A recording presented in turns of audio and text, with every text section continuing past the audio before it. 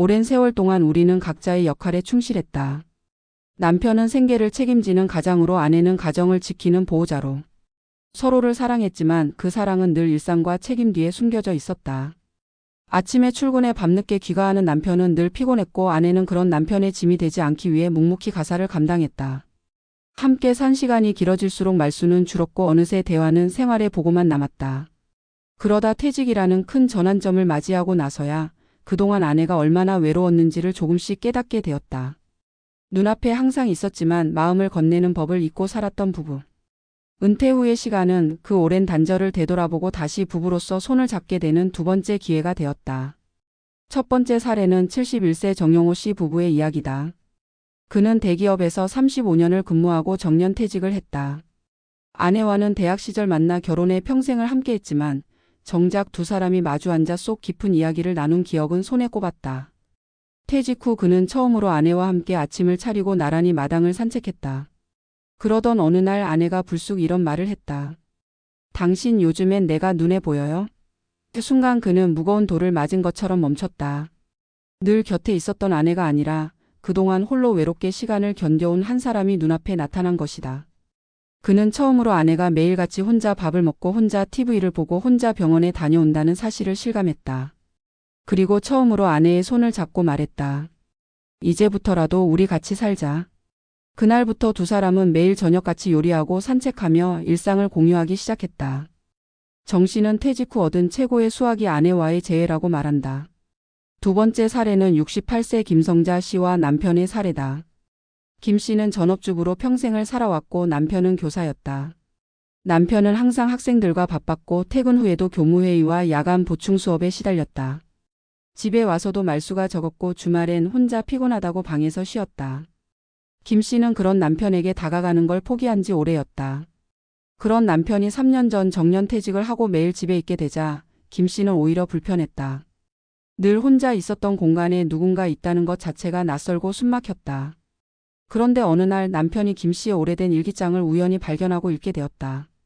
그 일기장에는 오늘도 나 혼자 밥을 먹었다. 남편이 나를 한 번만 안아줬으면 좋겠다는 글이 담겨 있었다. 그 일기를 읽은 후 남편은 깊은 충격을 받았고 김 씨에게 처음으로 미안하다고 말했다. 그 말 한마디에 김 씨는 눈물을 쏟았다. 그리고 남편은 다시 관계를 회복하기 위해 노력하기 시작했다. 함께 꽃꽂이 수업을 듣고 주 1회 부부 독서 모임에 참여하면서 두 사람은 처음으로 부부가 함께하는 삶을 배워나갔다. 세 번째 사례는 전직 건축기사였던 73세 박노식 씨 부부의 이야기다. 박 씨는 평생을 현장에서 일하느라 집보다 공사장이 익숙했고 아내는 그 빈자리를 아이들과 채워야 했다. 그는 늘 자신이 돈을 벌어왔기 때문에 가정에 대한 책임을 다했다고 믿었다. 하지만 은퇴 후 그는 더 이상 바쁘게 일할 곳이 없었고 아내와 단둘이 있는 시간이 늘어나자 어색함을 감출 수 없었다. 그 어색함은 어느 날 폭발했다. 아내가 말했다. 당신 나랑 무슨 얘기를 해야 할지 모르겠지? 나도 당신이랑 무슨 얘기를 해야 할지 몰라. 이 말은 그에게 큰 충격이었다. 부부로 수십 년을 살았지만 서로에 대해 너무도 몰랐던 것이다. 이후 그는 부부 상담소를 찾기로 결심했고 몇 개월간의 상담을 거쳐 서로의 삶을 경청하는 연습을 시작했다. 상담사는 이렇게 조언했다. 부부는 같이 사는 사이가 아니라 서로를 이해하려는 사이입니다. 이 말을 가슴에 새긴 그는 아내가 매일 마시는 커피 취향, 좋아하는 라디오 프로그램 하나하나를 기억하며 다가가기 시작했고 지금은 서로의 하루를 물어보는 대화가 일상이 되었다. 은퇴 후 부부 관계는 때론 위기처럼 다가온다. 일이라는 외부 구조가 사라지면서 마주하게 되는 둘만의 시간이 익숙하지 않기 때문이다. 하지만 바로 그 시간이야말로 관계를 새롭게 짓는 기회가 된다. 수십 년간 책임과 역할에만 충실해온 부부가 이제는 서로라는 사람 자체에 집중할 수 있는 시간. 함께 걷는 속도에 맞추고 말 한마디에 귀 기울이며 과거가 아닌 현재의 감정에 눈뜨는 것. 그것이 퇴직 이후 부부가 할 수 있는 가장 의미 있는 일이다. 이제야 알겠다. 아내가 얼마나 외로웠는지, 그 외로움을 내가 얼마나 외면해왔는지.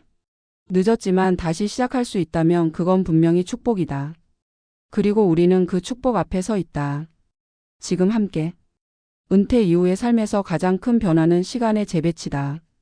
정해진 출퇴근이 사라진 대신 하루의 모든 시간이 자신의 손에 쥐어지고 이 시간을 어떻게 보내느냐에 따라 은퇴 후 삶의 질이 결정된다. 그러나 많은 이들이 간과하는 것이 하나 있다. 바로 이 시간 속에서 관계라는 요소가 얼마나 중요한가에 대한 이해다. 오랜 직장 생활을 마치고 집으로 돌아온 이들이 가장 먼저 마주하는 감정은 어색함이다. 그 어색함은 대부분 가장 가까운 사람, 즉 배우자와의 관계에서 비롯된다.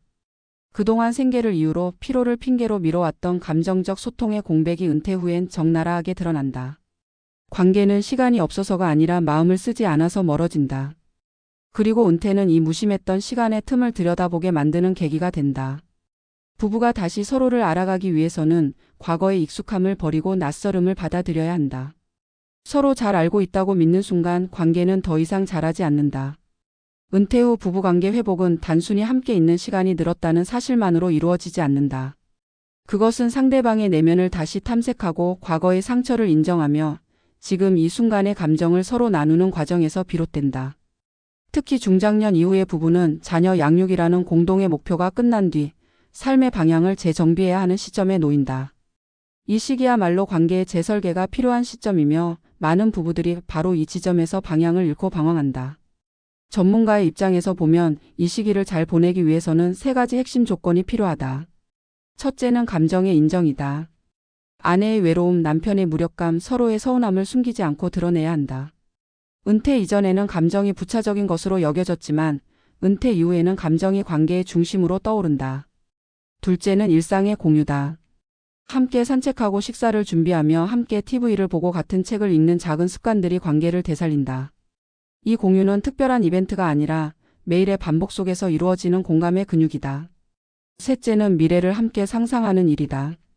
과거의 추억에 머무르지 않고 은퇴 이후 새로운 목표를 함께 세우는 것은 관계에 새로운 활력을 불어넣는다. 여행, 봉사활동, 취미활동 혹은 작은 공동 프로젝트가 될 수도 있다. 이 모든 것들은 부부가 다시 같은 방향을 향해 걷고 있다는 신호가 된다. 부부관계는 정지된 고정물이 아니라 끊임없이 흘러가는 유기체다. 그리고 그 흐름은 각자의 노력에 따라 다시 따뜻해질 수 있다. 실제로 은퇴 후 부부 상담을 받는 이들 중 많은 수가 다시 말이 통하기 시작했다는 점에서 새로운 삶의 가능성을 발견한다. 이는 단지 의사소통의 문제가 아니라 서로에 대한 관심이 회복되었음을 의미한다. 관계는 살아있는 생물처럼 보살핌이 필요하다.